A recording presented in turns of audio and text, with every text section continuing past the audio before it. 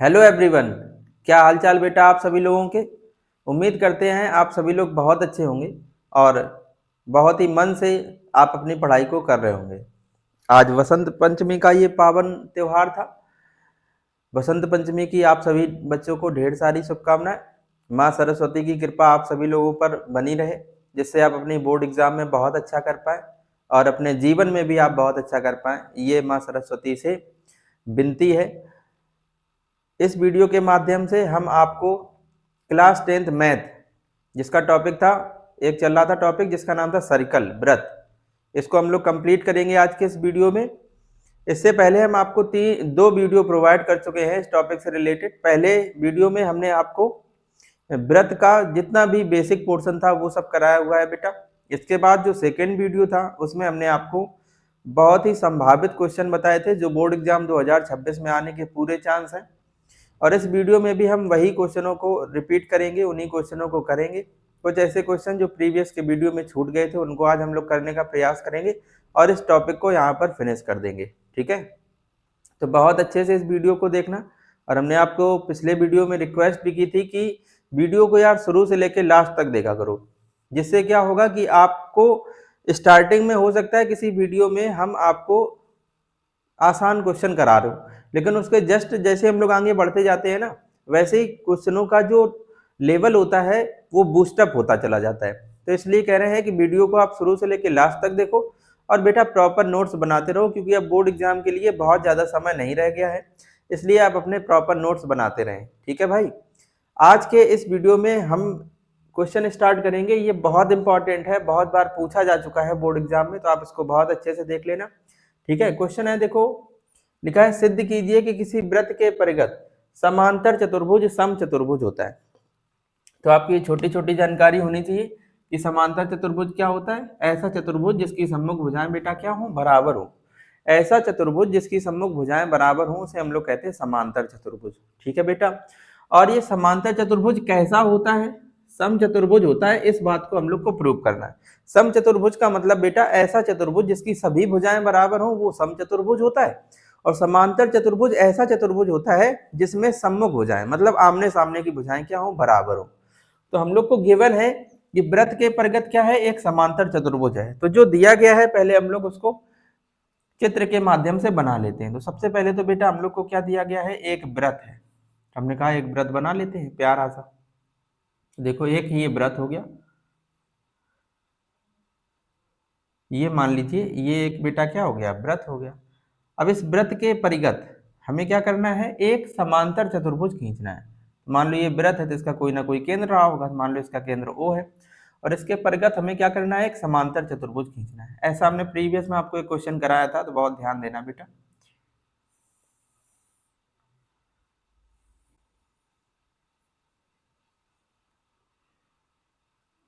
परिगत का मतलब जो व्रत को स्पर्श करता हुआ जाए, इस तरीके से, और ये इस तरीके से। देखो एक ये चतुर्भुज बन गया है।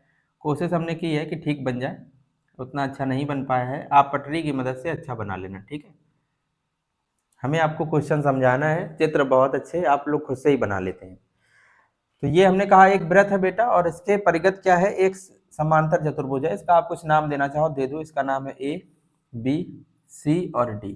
अब ये जो समांतर चतुर्भुज है बेटा, वो देख पा रहे हो आप, व्रत को कुछ बिंदुओं पर स्पर्श कर रहा है। जैसे ये मान लो P बिंदु है, ये Q बिंदु है, और ये R बिंदु है, और ये S बिंदु है। इसको हमने ऐसे मान लिया है। ठीक है, तो सबसे पहले जो आपने बनाया है इसको आप जब प्रूव करेंगे, 6 नंबर का क्वेश्चन था, तो आप बहुत अच्छे से देखना। इसको जब आप क्वेश्चन को करेंगे तो सबसे पहले इस जानकारी को आप लिखेंगे। सबसे पहले आप हेडिंग डालेंगे बेटा, दिया है। दिया है में क्या लिखोगे भाई, लिखोगे माना एक व्रत जिसका केंद्र O है और जिसके परिगत एक समांतर चतुर्भुज ABCD है। माना एक व्रत जिसका केंद्र O है तथा जिसके परिगत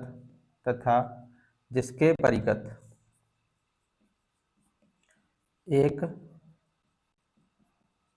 समांतर चतुर्भुज तथा जिसके परिघत एक समांतर चतुर्भुज ABCD है, जो वृत्त को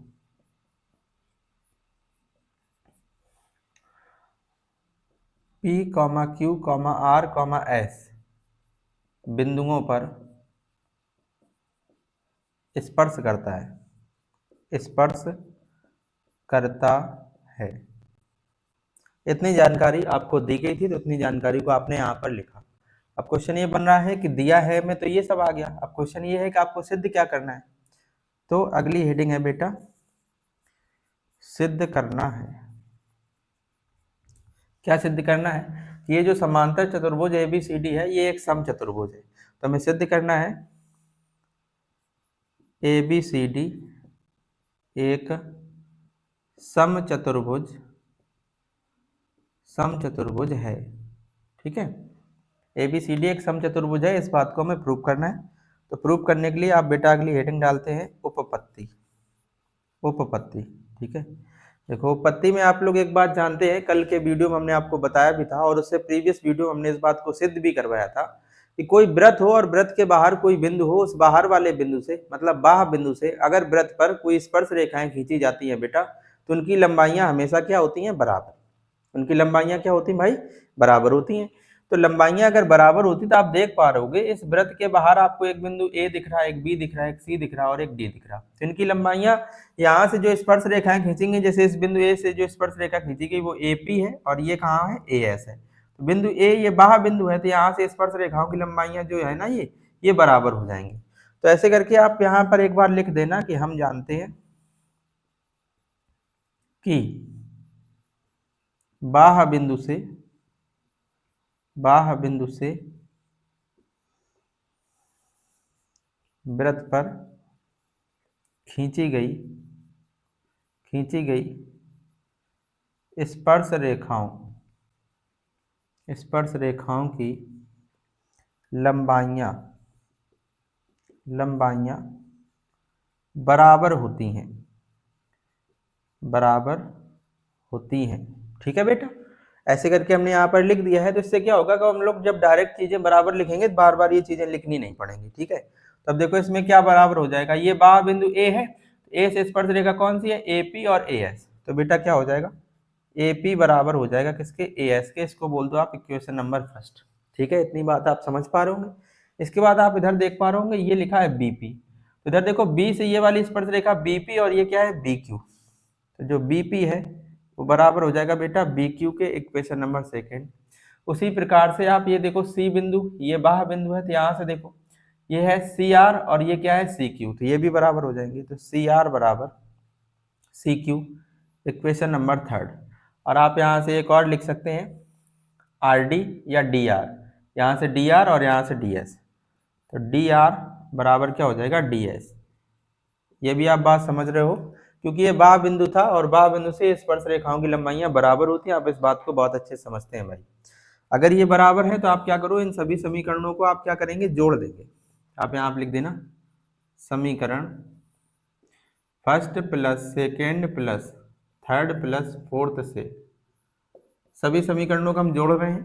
तो समीकरणों को जोड़ने के लिए इसकी लेफ्ट साइड लेफ्ट से जुड़ जाएगी और राइट साइड राइट से जुड़ जाएगी। तो देखो क्या बन जाएगा बेटा, AP plus BP plus CR plus DR is equal to AS plus BQ plus CQ plus DS।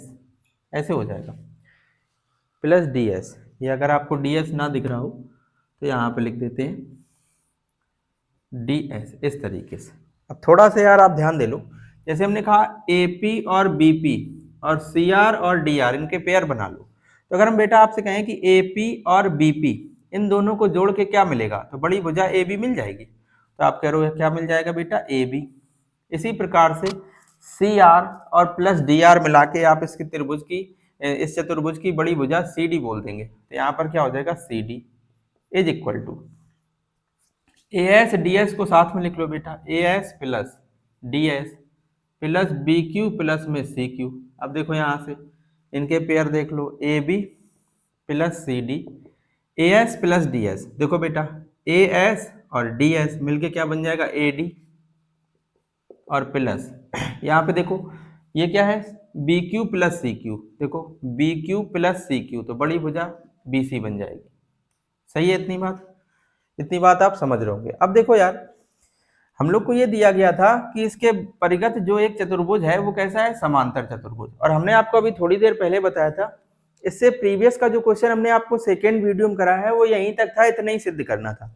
इसके आगे थोड़ा सा और अगर ये क्वेश्चन बढ़ रहा है तो इसके आगे देखो आपको कैसे करना है, उस बात को आप समझ लो। ये जो चतुर्भुज दिया गया था उसमें केवल ये दिया था वो चतुर्भुज है, तो कोई उसमें रिलेशन नहीं दिया गया था। आज इसमें ये बताया है कि ये जो चतुर्भुज है वो चतुर्भुज कैसा है, समांतर। और हमने आपको अभी थोड़ी देर पहले बात बताई है कि समांतर चतुर्भुज वह चतुर्भुज होता है जिसकी सम्मुख भुजाएं बराबर होती हैं। तो अगर आप चाहो तो दिया है में आप कुछ बातें और लिख सकते हो। दिया है में ये जो ए बी सी डी चतुर्भुज है, आप बोल सकते हो कि ये कैसा चतुर्भुज दिया गया था, समांतर। और अगर ये समांतर चतुर्भुज है तो इसकी सम्मुख भुजाएं बराबर होंगी। मतलब ये है कि सम्मुख भुजा का ये जो ए बी है वो किसके बराबर होगी, ए बी जो है वो किसके बराबर होगी बेटा, सी डी भुजा के। और जो बी सी है वो किसके बराबर होगी, ए डी भुजा के। जो बी सी है वो बराबर होगी ए डी भुजा के। ये हम लोग को भी दिया गया है, गिवन है ये, क्योंकि ए बी सी डी एक समांतर चतुर्भुज है, एक समांतर चतुर्भुज है। चतुर्भुज का ऐसा निशान बना दिया, ठीक भाई। तो यार अगर ऐसा है तो आप देखो ऐसे समझ पा रहे हो, जैसे ये क्या लिखा है सी डी, तो क्या बेटा आप ऐसे कह सकते हो कि जो सी डी है वो बराबर किसके हो जाएगा, ए बी के। तो देखो ए बी और प्लस सी डी की जगह पे भी आप ए बी लिख दो, इज इक्वल टू, देखो ए डी और बी सी, तो बी सी जो है वो ए डी के बराबर है, तो आप क्या ऐसे कह सकते हो कि ए डी और बी सी के प्लेस पर, बी सी के प्लेस पे भी आप ए डी लिख सकते हो। तो देखो क्या बन जाएगा, ए बी और ए बी मिलके दो ए बी, यहाँ पे बन जाएगा दो ए डी, तो दो से दो कट जाएगा, ए बी बराबर क्या आ जाएगा, ए डी। बोलो आप समझ पा रहे हो, ए बी जो है वो किसके बराबर आ गया, ए डी के। ए बी जो है वो किसके बराबर आ गया, ए डी के। बोलो समझ रहे हो इतनी बात। अब यार थोड़ा ध्यान दो, अगर आप थोड़े से रिलेशन देख पा रहे हो तो देखो जो ए बी है, जो ए बी है वो बेटा किसके बराबर है, सी डी। ये तो हमें दिया ही गया, और हमने ए बी को किसके बराबर दिखा दिया प्रूव करके, ए डी के। तो इसका मतलब आप कह सकते हो कि ए बी, ए डी और सी डी ये तीनों आपस में बराबर हो जाएंगे। और ये भी दिया गया है कि जो ये ए डी है वो बराबर किसके है, बी सी के। जो ए डी है वो बराबर किसके है, बी सी के। तो अगर आप यहां से ये दोनों इक्वेशन और एक ये इक्वेशन अगर इनसे आप कंपेयर करो तो आप देखोगे कि ये जो तीनों ये समीकरण दिए गए ना, ए बी बराबर सी डी, बी सी बराबर ए डी और यहाँ पर ए डी बराबर ए बी, इनसे आप निष्कर्ष निकाल पा रहे हो कि ए बी ए डी के भी बराबर, ये ए बी ए डी के बराबर और ए बी सी डी के भी बराबर, ये इसके भी बराबर। बोलो सही है। और उसी प्रकार से जो ए डी है वो बी सी के भी बराबर, एडी जो है वो बीसी के भी बराबर। तो इसका मतलब ओवरऑल कंक्लूजन हम लोग ये निकाल पा रहे हैं कि इसकी ये सभी भुजाएं आपस में क्या हो जाएंगी, बराबर। लिख देना आता ए बी जो है वो बराबर है ए डी के, और जो ए बी है वो बराबर ए डी के है, और ए बी भी बराबर सी डी के है। और आप देख पा रहे होगे कि जो ए डी है वो बराबर बी सी के है, ए डी जो है वो बराबर किसके है, बी सी के। तो इस प्रकार से आपने देखा कि देखो सभी भुजाएं हमने क्या दिखा दी, बराबर। तो लिख देना अतः सिद्ध है, अतः सिद्ध है कि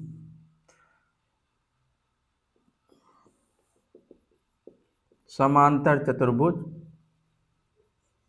ए बी सी डी एक समचतुर्भुज, एक समचतुर्भुज होगा, क्योंकि सभी भुजाएं हमने बराबर दिखा दी। इस बात को हमने सिद्ध कर लिया बहुत आसानी से।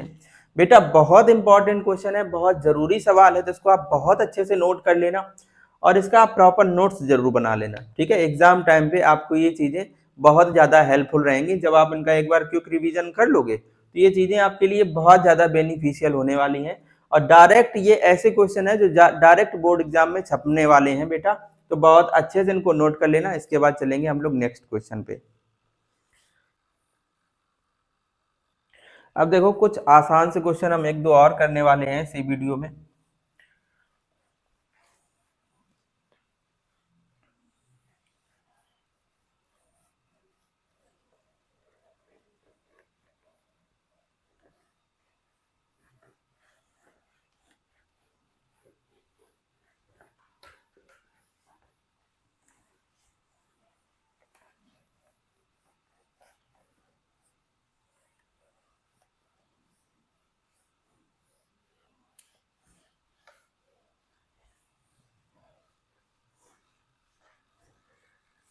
देखो अगला क्वेश्चन दिया गया है, पहले हम क्वेश्चन नोट करते हैं।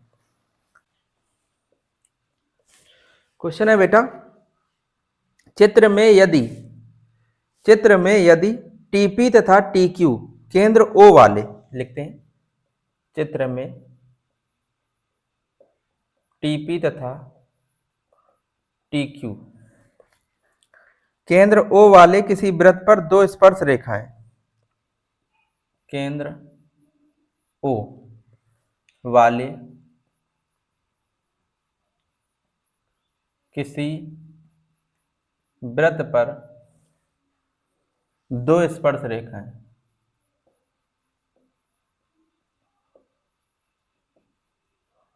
दो स्पर्श रेखाएं इस प्रकार हैं,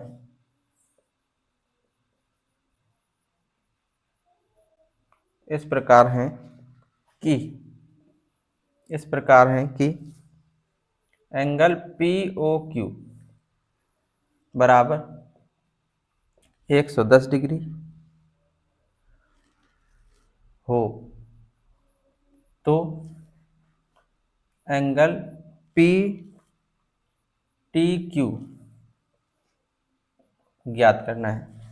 ठीक है, चित्र किस तरीके से बना है ये भी हम आपको बना के देते हैं। इस तरीके से ये है, यहाँ पर O है और यहाँ पर बाहर कोई एक बिंदु T है, इससे इस पर क्या करी गई हैं, स्पर्श रेखाएं खींची गई।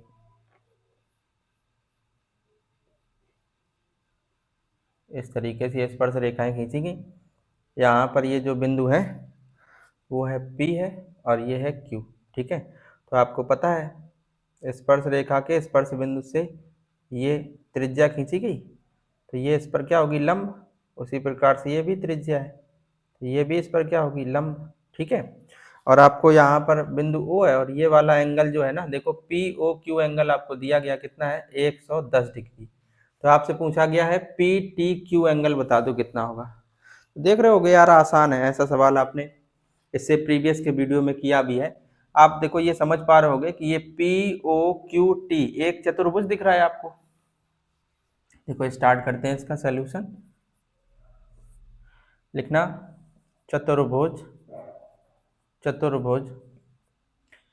POQT में हमें पता होता है कि चतुर्भुज के चारों कोणों का योग 360 डिग्री होता है, इस बात को आप अच्छे समझते होंगे।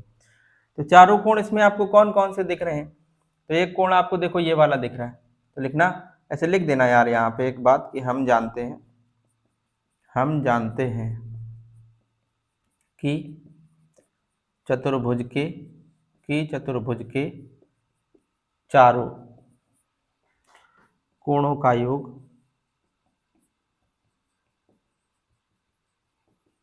360 डिग्री होता है। तो हमने कहा ये कब जाना, तो आप कह रहे हो बहुत पहले से जानते थे। तो बहुत अच्छी बात है यार अगर जानते थे। चतुर्भुज के चारों कोणों का योग 360 डिग्री होता है। तब देखो चारों कोण इसमें कौन कौन थे, एक तो आपको एंगल दिख रहा है POQ, एंगल POQ प्लस, यहाँ से इसको अगर लिखना है तो ऐसे लिख दो OPT, एंगल OPT। इसको लिखो OQT, एंगल OQT प्लस, अब आप देखो ये भी लिख लिया, ये लिख लिया, ये लिख लिया, ये बचा, तो इसको आप लिख लो PTQ, एंगल PTQ बराबर हो जाएगा बेटा 360। ठीक है, तो देखो POQ का मान दिया ही गया कितना है, 110। इसका मान आपने प्रमेय के थ्रू बता दिया 90 डिग्री होगा। आपने कहा बहुत अच्छी बात। इसका भी आप करो मान कितना होगा, 90 डिग्री। PTQ बराबर कितना, 360। जोड़ लो यार इनको। 110 में जब आप 90 को जोड़ोगे तो आप कह रहे हो कि 200 आ जाएगा, और 200 में 90 जोड़ोगे तो 290 आ जाएगा, बराबर में 360। एंगल PTQ आप निकालोगे, 360 में आप 290 को क्या कर दोगे, माइनस। एंगल PTQ बराबर कितना आ जाएगा, 70 डिग्री आ जाएगा। बोलो सही बात है बेटा, बिल्कुल सही बात है। तो एंगल PTQ का जो मान है वो 70 डिग्री आ जाएगा। अच्छे से कर लो, फिर चलेंगे नेक्स्ट क्वेश्चन पे। अगला क्वेश्चन देखो बेटा,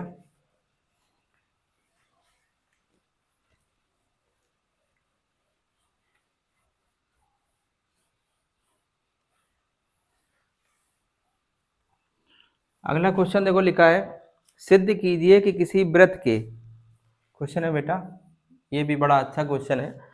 लिखा है सिद्ध कीजिए कि किसी वृत्त के किसी व्यास के सिरों पर, क्वेश्चन है सिद्ध कीजिए कि किसी वृत्त के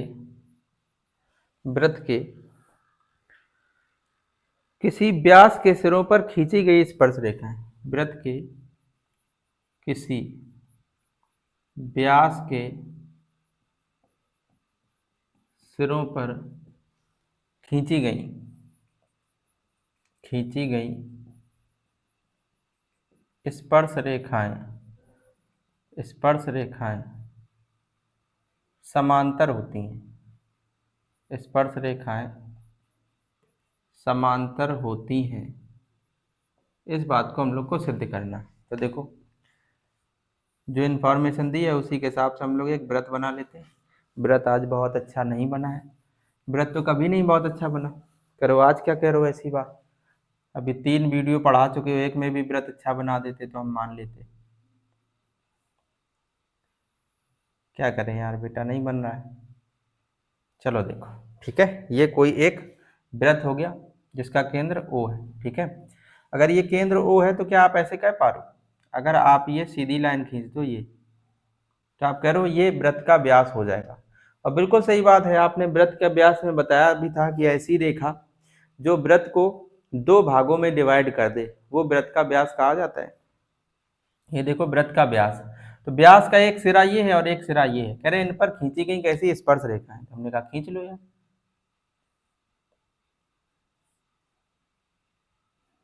ये स्पर्श रेखा मान लो ये ए बी, जो व्रत को मान लो इस क्यू बिंदु पर स्पर्श कर रही, और एक ये स्पर्श रेखा मान ली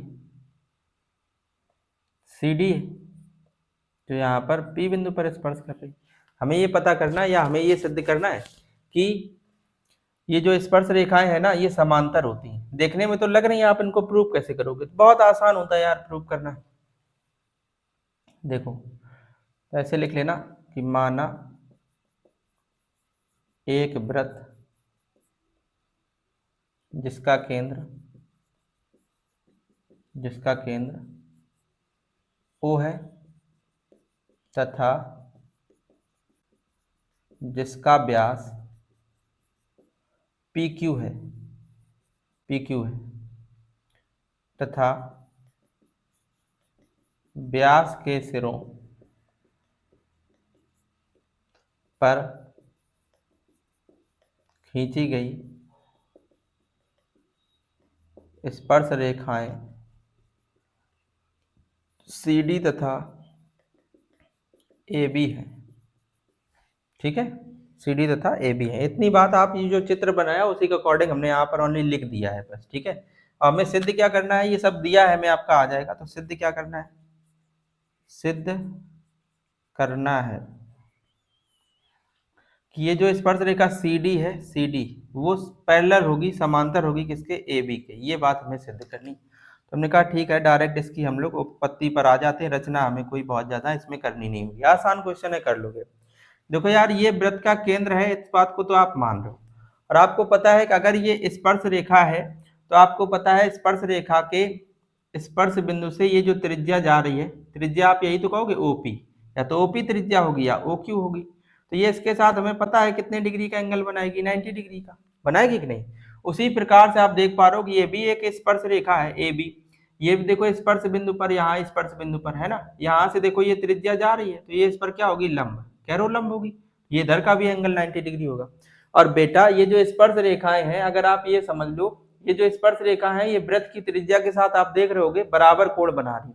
और हमेशा याद रखना, अगर स्पर्श रेखाएं व्रत की त्रिज्या के साथ बराबर कोण बना रही हैं, इसका मतलब समान झुकाव है उनके बीच में।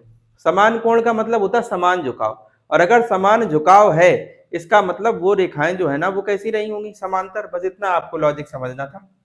तो इसमें आप कह पा रहे होगे कि एंगल CPO बराबर कितना होगा, 90 डिग्री, क्योंकि आप ये बात जानते हो, ठीक है। इसी प्रकार एंगल ए क्यू ओ, वो भी कितने डिग्री होगा, 90 डिग्री। अब देख पा रहे हो आप इक्वेशन फर्स्ट और इसको इक्वेशन सेकेंड अगर दे के देखो आप, तो आप देख पा रहे होगे, ऐसे लिख देना कि समीकरण 1 व 2 से, समीकरण 1 व 2 से देख पा रहे होगे आप, एंगल सी पी ओ बराबर है एंगल ए क्यू ओ बराबर कितना है, 90 डिग्री। ठीक है, तो आप ऐसे लिख देना कि स्पर्श रेखाएं वृत्त की त्रिज्या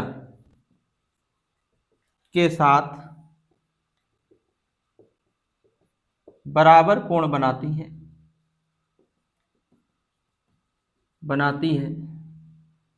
इसलिए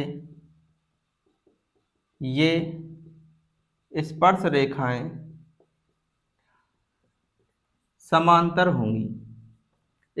स्पर्श रेखाएं समांतर होंगी, बस इस तरीके से आप इस सवाल को सिद्ध कर सकते थे। आसान क्वेश्चन था, 4 नंबर में पूछा गया था, हमने सोचा आपको एक बार ये भी बता दें। लॉजिक बहुत आसान था, आप बहुत अच्छे से कर सकते थे। कोई बच्चा कहे हम यहाँ से नहीं करना चाह रहे, हम इधर से करना चाह रहे, तो वो एंगल ये वाले दिखा देगा, ये भी तो देखो 90 ही होगा और ये भी 90 होगा, तो वो एंगल दिखा देगा DPO बराबर दिखा देगा BQO के, और फिर लैंग्वेज उसको यही सेम लिखनी है। ठीक है भाई, तो रेखा गणित के क्वेश्चनों में लैंग्वेज का बहुत फर्क पड़ता है, सवाल जब लगाओगे तो लैंग्वेज का बहुत फर्क पड़ता है, तो इसलिए भाई लैंग्वेज बहुत अच्छी रखना है ना। वैसे कहा भी जाता है आम बोलचाल में भी, कह रहे लैंग्वेज बहुत अच्छी रखना। अगर आपकी लैंग्वेज अच्छी है तो सामने वाला आपसे बहुत जल्दी इंप्रेस हो जाता है, इस बात को आपको पता भी होगा, है ना। तो भाई चाहे रियल लाइफ हो और चाहे ये अपना सब्जेक्ट मैथमेटिक्स हो, इनमें लैंग्वेज आप बहुत अच्छी लिखेंगे। जितनी अच्छी आप लैंग्वेज लिखेंगे उतना आप ये समझ लो उतने अच्छे से आप एग्जामिनर को इम्प्रेस कर पाएंगे। और अगर एग्जामिनर एक बार इम्प्रेस हो गया तो फिर वो आपको भर भर के नंबर देगा। ठीक है, एक भी नंबर मतलब आपका काटेगा नहीं। ठीक है भाई, तो लैंग्वेज बहुत अच्छी रखना है, इसीलिए हम आपसे कह रहे हैं कि जितनी चीजें यहाँ लिखाई जा रही हैं उनके प्रॉपर नोट्स बनाओ, अच्छे से लैंग्वेज सीखो और खुद से लैंग्वेज को लिखने का प्रयास करो। ठीक है बेटा, नोट करो इस क्वेश्चन को, फिर चलेंगे नेक्स्ट क्वेश्चन पे। देखो एक हम आपको और बहुत अच्छा क्वेश्चन करा रहे हैं, इसके बाद हम लोग इस टॉपिक को फिनिश करेंगे। इस टॉपिक से रिलेटेड जितने भी सवाल आपके पास और हो, जो हमने आपको टॉपिक पढ़ाए हैं, इन्हीं टॉपिक से रिलेटेड अगर आपको सवाल आपकी टेक्स्ट बुक वगैरह में या अनसॉल्व पेपर वगैरह में कहीं पे भी मिल जाए तो उनको यार खुद से भी करने का प्रयास करना। ठीक है, हम यहाँ पर इम्पोर्टेंट क्वेश्चन आपको बता सकते हैं, ये हम आपसे बिल्कुल नहीं कह सकते कि देखो जितना हम पढ़ा रहे हैं, जो हम पढ़ा रहे हैं वही पढ़ो ओनली, यही से पेपर पूरा फंस जाएगा। तो बेटा ऐसा बिल्कुल नहीं होगा, इस भ्रम में बिल्कुल ना रहना। या अगर कोई भी अध्यापक ऐसा कह रहा है कि परेशान ना हो, जितना हम पढ़ाएंगे उतना ही पेपर में आएगा, ये तो बहुत बेवकूफ़ी है। वही टॉपिक आ सकता है, समझ पा रहे हो। और टॉपिक तो यार सब लोग सेम ही पढ़ा रहे हैं, अगर देखा जाए सभी लोग सेम चीजें ही पढ़ा रहे हैं। चाहे आप जितना यूट्यूब पे देख लो या ऑफलाइन टीचर जो भी हैं सब देख लो, सब लोग पढ़ाते तो सेम ही है। हर एक बच्चे की क्या बराबर मैथ हो पाती है? हर एक बच्चे की क्या सेम टाइप की मैथ हो जाती है? तो आंसर है बिल्कुल नहीं। क्यों नहीं हो पाती? क्योंकि कुछ बच्चे ऐसे होते हैं जो केवल उनको जितना पढ़ाया गया उन्होंने उतना ही तैयार किया। कुछ बच्चे ऐसे होते हैं कि उन्हें जितना पढ़ाया गया उसी से रिलेटेड अगर वो क्वेश्चन करे, उन्होंने अगर उसी से रिलेटेड प्रैक्टिस करी तो मैथ उनकी अच्छी होती है। और मैथ बेटा सच बताएं तो उन्हीं बच्चों की अच्छी होती है जो लोग मैथ में बहुत अच्छे से प्रैक्टिस करते हैं। मैथ को अच्छे करने का बहुत सीधा मतलब है कि प्रैक्टिस। जितनी अच्छी आपकी प्रैक्टिस होगी, जितने ज्यादा आप नंबर आप क्वेश्चन करेंगे, उतना ज्यादा आप देखेंगे कि आपकी मैथ स्ट्रांग हो रही है। तो मैथ को स्ट्रांग करने का केवल एक ही उपाय है, केवल प्रैक्टिस। जितनी अच्छी आप प्रैक्टिस कर पा रहे हो, जितने ज्यादा आप क्वेश्चन अटेंड कर पा रहे हो, जितने ज्यादा आप क्वेश्चन कर रहे हो, उतनी अच्छी आपकी मैथ हो जाएगी। कोई भी टॉपिक लो, उसके ज्यादा से ज्यादा क्वेश्चन करने की कोशिश करो। हमने आपको कॉन्सेप्ट के साथ वो क्वेश्चन बताए हैं जो बोर्ड एग्जाम में अभी तक बने हैं, इंपॉर्टेंट क्वेश्चन है। हम केवल और केवल आपको इंपॉर्टेंट क्वेश्चन करा रहे हैं, बहुत ज्यादा हम प्रैक्टिस आपको नहीं करा रहे हैं। बेटा प्रैक्टिस आप खुद से करते रहो, ठीक है। जितनी अच्छी प्रैक्टिस करोगे मैथ उतनी अच्छी होगी। तो एक क्वेश्चन हम आपको और करा रहे हैं, फिर इस टॉपिक को हम लोग फिनिश करेंगे, फिर मूव करेंगे नेक्स्ट टॉपिक पर। या फिर हम लोग एक फिजिक्स में चैप्टर कर रहे थे, इलेक्ट्रिसिटी विद्युत चैप्टर कर रहे थे, उसमें हमने आपको 3 वीडियो प्रोवाइड किए हैं। तो इसके बाद हम लोग 3 दिन, ये मैथ हो गई है, अब 3 दिन हम आपको लगातार फिजिक्स प्रोवाइड करेंगे, क्योंकि फिजिक्स का जो विद्युत चैप्टर है ये बोर्ड एग्जाम में बहुत ज्यादा पूछा जाता है। फिर इसके बाद हम लोग उस चैप्टर को करेंगे। क्वेश्चन है बेटा, चित्र में ओ केंद्र वाले वृत्त की जीवा। क्वेश्चन है, ध्यान देना यार। चित्र में ओ केंद्र वाले वृत्त की जीवा, वृत्त की जीवा AB है। पहले वीडियो हमने आपको सब बताया है कि जीवा क्या होती है, स्पर्श रेखा क्या होती है, छेदक रेखा क्या होती है, फलाना क्या होता है, ठिकाना क्या होता है, सब कुछ बताया। कह रहे ये फलाना ठिकाना तो कभी नहीं बताया, जबरदस्ती करो। हमने कहा बताया है। बिंदु B पर BT स्पर्श रेखा है, स्पर्श रेखा है, स्पर्श रेखा है, तो X तथा Y के मान ज्ञात कीजिए, मान ज्ञात कीजिए। ठीक है, देखो चित्र और बना दें साथ में। वैसे व्रत कभी अच्छा बना नहीं है, तो ऐसी उम्मीद भी नहीं करेंगे कि बहुत अच्छा बन जाएगा, केवल बन जाए टूटा फूटा, जिससे आप सवाल समझ जाओ बस। ओहो, इतना सुंदर बन रहा था।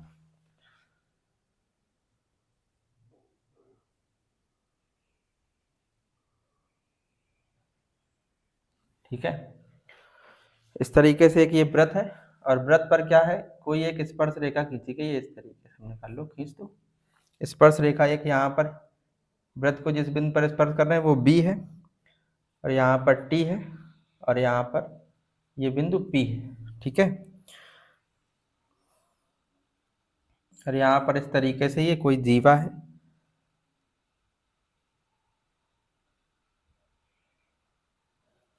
यहाँ पर बिंदु C है, यहाँ पर एंगल जो है वो Y बन रहा है, और ये वृत्त का केंद्र है। ये ज़्यादा बड़ा लिख गया है ना, ये जो एंगल है वो Y है, ये एंगल Y है, ये वृत्त का केंद्र O है। इस तरीके से ये एंगल 40 डिग्री दिया गया है, ये बिंदु A है, और यहाँ पर एक एंगल और दिया गया है, ये वाला, ये एंगल है X। देख लो यार, चित्र आपको क्या क्लियर समझ में आ रहा है। यहाँ पर जो ये बिंदु है, ये जो एंगल है वो X है, एंगल ABT ये जो है वो X है। यहाँ पर ये वृत्त का केंद्र O है, ये वाला एंगल 40 है। तो आपसे देखो X और Y के मान पूछे गए, तो हमने कहा थोड़ा ध्यान दे लेना।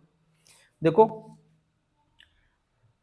एक प्रमेय होती है, इस बात को आप समझना, ये प्रूव करने के लिए नहीं आती है, बस आप इसको डायरेक्ट ऐसे याद कर लो कि जैसे कोई व्रत है, व्रत की स्पर्श रेखा के स्पर्श बिंदु से अगर कोई जीवा खींची जाए। ठीक है, देखो ऐसे समझाना चाह रहे हैं, थोड़ा बड़ा बनाए। जैसे हमने कहा यार ये कोई एक व्रत है, और ये हमने कहा एक इसकी क्या हो गई, स्पर्श रेखा। ठीक, के स्पर्श बिंदु, मान लो ये स्पर्श बिंदु, मान लो ये स्पर्श रेखा AB थी, ये स्पर्श बिंदु था P। यहाँ से कोई एक ये इस तरीके से जीवा खींची गई, मान लो ये जीवा PT।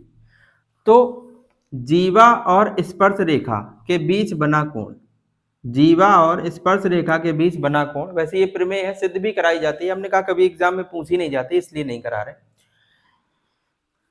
जीवा, ये जीवा है PT, जीवा और स्पर्श रेखा के बीच बना कोण जीवा द्वारा एकांतर खंड में बने कोण के बराबर होता है।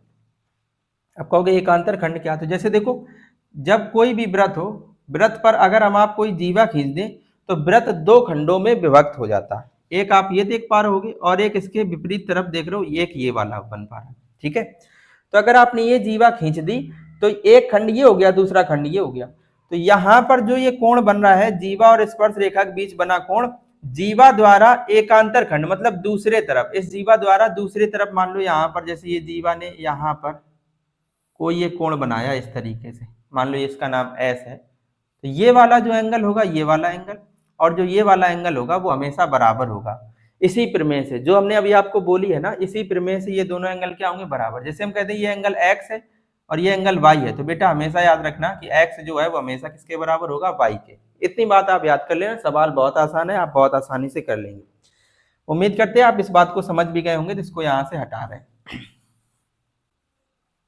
तो उसी प्रकार से देखो आप, अगर आप थोड़ा सा ध्यान दे पा रहे हो, बिल्कुल थोड़ा सा ध्यान दे पा रहे हो, तो आप देख पा रहे होगे ये एक स्पर्श रेखा है और ये जो ए बी है ये एक जीवा है।